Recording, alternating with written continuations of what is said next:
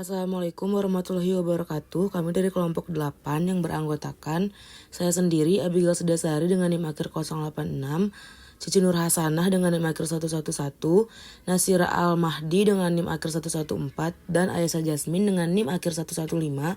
Kami akan menjelaskan tentang weight prejudice. Weight prejudice adalah penilaian atau perlakuan tidak adil terhadap seseorang karena berat badannya.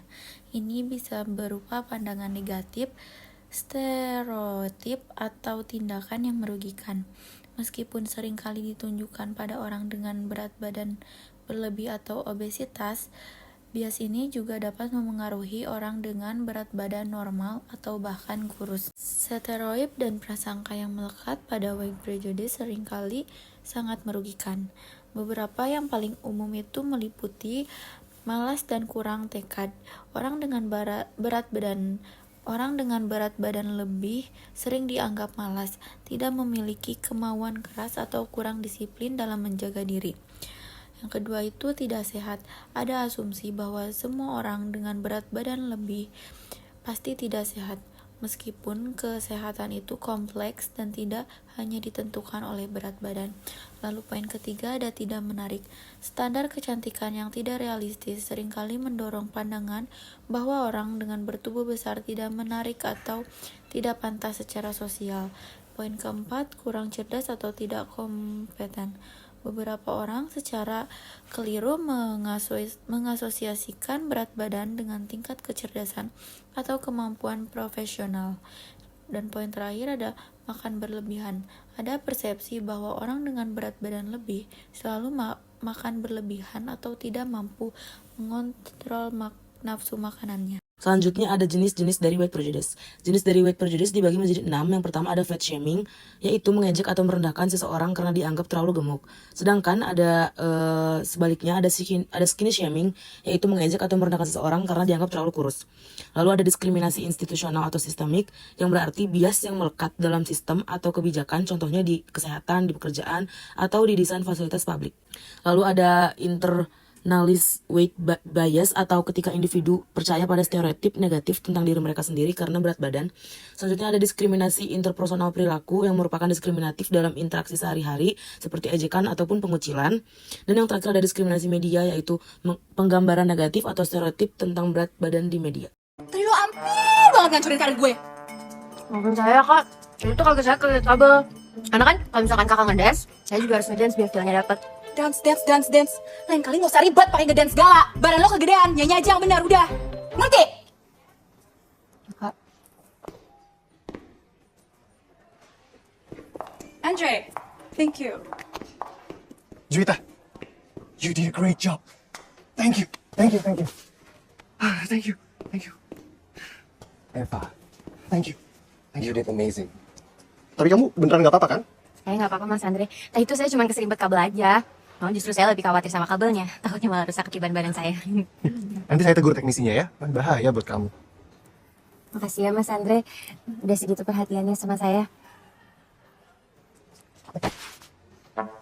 Dari video tersebut terlihat perempuan gemuk tampaknya diperlakukan secara beda, baik secara verbal maupun non-verbal. Ini adalah contoh dari stereotip negatif terhadap orang gemuk. Misalnya, dianggap tidak menarik, tidak sehat, atau tidak kompeten. Dalam video terlihat gestur mengejek, menertawakan, atau menyindir. Itu termasuk body shaming, yaitu mempermalukan seseorang berdasarkan bentuk tubuhnya. Ini adalah bentuk nyata dari weight prejudice eksternal. Pada bagian akhir video, tokoh menunjukkan keberanian, kepercayaan diri, atau bahkan membuktikan dirinya layak dihargai. Itu adalah bentuk perlawanan terhadap stigma berat badan dan contoh dari body positif atau body neutrality. Dari video tersebut menyatakan bahwa berat badan bukanlah dasar yang adil untuk menilai seseorang, baik dari sisi moral, kecerdasan, ataupun kemampuan sosial. Lanjut, ada faktor. Yang pertama, pengaruh media dan budaya pop. Media masa seringkali menampilkan standar kecantikan yang tidak realistis, yang mengagumkan tubuh kurus dan merendahkan tubuh besar. Ini membentuk persepsi publik yang menciptakan harapan yang tidak sehat. Kedua, ada komparasi sosial. Kecenderungan manusia untuk membandingkan diri dengan orang lain, terutama di era media sosial, dapat memicu rasa tidak puas terhadap tubuh dan memicu perilaku body shaming. Yang ketiga ada kurangnya pemahaman tentang kompleksitas berat badan. Banyak orang yang memahami bahwa berat badan dipengaruhi oleh berbagai faktor seperti genetik, lingkungan, kesehatan, mental, obat-obatan, dan yang lainnya. Bukan hanya gaya hidup. Lanjut, pengaruh media sosial. Media sosial seringkali memperkuat standar kecantikan yang tidak realistis, memicu perasaan tidak puas dengan penampilan fisik dan membandingkan diri dengan gambar-gambar yang disyuting. Lanjut, tekanan budaya dan industri. Kecantikan di industri, kecantikan dan budaya populer mempromosikan citra tubuh ideal yang sering digunakan dalam media iklan dan hiburan sebagai standar yang harus dicapai.